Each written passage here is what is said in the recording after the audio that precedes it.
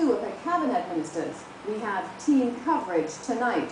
We begin with that picture Mrs. Prasad Bisesa painted at a UNC forum in Karapo, subversive element of the media bent on using falsehoods and distorted facts to write skewed reports on government's performance. She said her government isn't attacking freedom of the press, but simply speaking out on a trend which she said she had evidence to support. I am not afraid of taking the risk. Boldly declaring she would go where many a politician has gone before, criticizing certain elements of the media for having an anti-government agenda. Putting the party faithful on alert for abuses of press freedom, the Prime Minister made it clear her comments were not the first salvo in an intended war with the media. Instead, she said she is concerned about journalistic integrity. Some so-called media professionals, not all, some, are not being fair to this government. They are not reporting on the achievements and successes of the government. They have now resorted to distorting facts. She didn't give specific examples of this distortion, but she did contend the government's public consultations on constitutional reform have attracted little media coverage. Freedom of the press is protected by the very constitution currently under review. Prime Minister Prasad Bisesa says that protection recognizes the role of the media in building a democracy, a duty, she says, journalists fall short of fulfilling when their reports are unfair or untruthful. The evidence before me is troubling, and it should trouble all of us as citizens.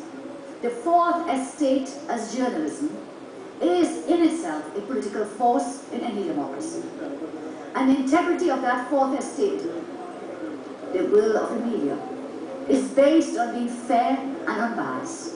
And when that integrity is under attack by a few rogue elements within the profession, we are all at risk. The Media Association of Trinidad and Tobago is typically vocal in defense of press freedom, but the Prime Minister says MAT should also hold journalists to account when they deliberately or unintentionally mislead the public. Fain Richards, TV6 News.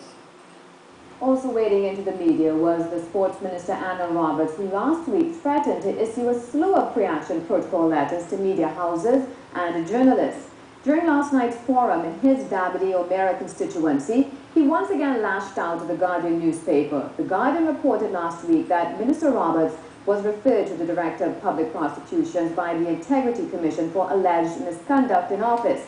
After reading aloud a letter from the Integrity Commission, which he said denied any such referral to the DPP, Minister Roberts took issue with the Guardian's reporting on that development. You know what Friday front page was? Hoop of Life win Laverty trophy. All of a sudden, the Hoop of Life that they said Jack Warner, the Prime Minister, Rudy Munilal and myself, the Hoop of Life that was a waste. As soon as the truth come out, front page, took away.